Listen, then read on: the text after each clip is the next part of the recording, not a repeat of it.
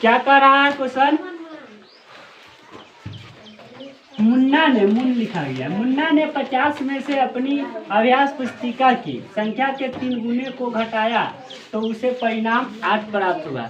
इस समीकरण बना के समीकरण का हल ज्ञात करना है। ठीक है, तो क्या कीजिएगा, माना कि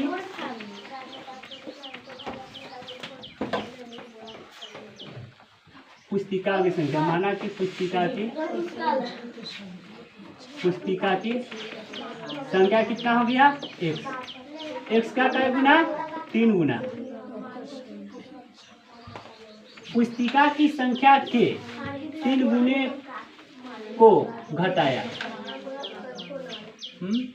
तो कितना प्राप्त हुआ, 50 में से, 50 में से, ठीक है, 50 माइनस 3x बराबर 8। ठीक है, तो कितना हो जाएगा, 50 माइनस 3x बराबर 8, माइनस में 3x, तो कितना हो जाएगा, 50, ये 8 हो गया, माइनस में 50 हो जाएगा, 3x माइनस में 42 कट गया, तो x का मान 14। कितना आ गया आंसर, 14। इसमें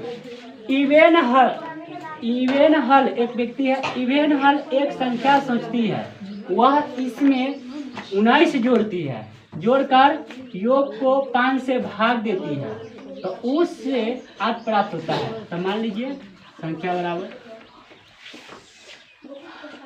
सोचिए संख्या बराबर कितना, x में क्या करती है, 9 जोड़ वाले 19 जोड़ती है, इसमें 5 से भाग देती है।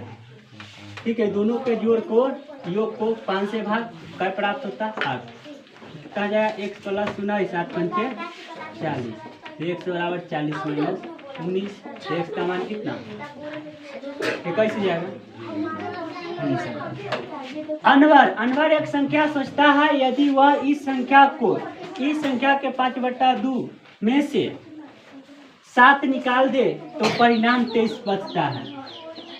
तो माना कि अनवर का संख्या बराबर x में से, यानी कि इस संख्या के 5/2 में से 7 निकला, मतलब घटाया तो 23 मिला, तो 5x, ये कितना आ जाएगा, लसा ले लेते 2, कितना आ जाएगा 14 ना, ये जाएगा 23, तो 5x माइनस में 14, 23 गुना 46, तो 5x बराबर 46 प्लस 14, तो x बराबर 60 हो जाएगा ना, 60 ना, 12 हो गया। अब कह रहा है एक विद्यालय में 500 विद्यार्थी है, पीटी के अभ्यास के लिए इन्हें इस तरह से खड़ा किया गया कि पंक्तियों की संख्या कॉलम की संख्या के समान है। तो 500 का क्या कर दीजिए, वर्गमूल निकाल दीजिए, 2 गुना 4, 4 2 84, कितना होता है 16 ना। तो कॉलम की संख्या समान है। इस व्यवस्था को बनाने में कितने विद्यार्थियों को बाहर किया जाना है,